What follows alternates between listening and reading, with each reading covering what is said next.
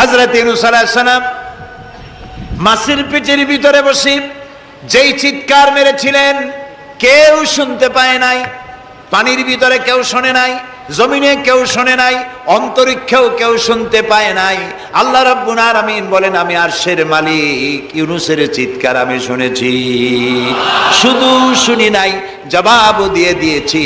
ফাস্তাজাবনা লাহু ওয়া নাজ্জাইনাহু মিনাল গাম্মি ওয়া কাযালিকা নুনজিল মুমিনিন। আমি ইউনূসের ডাকের সাড়া দিয়া দিলাম, বিপদ থেকে বাঁচাই দিলাম।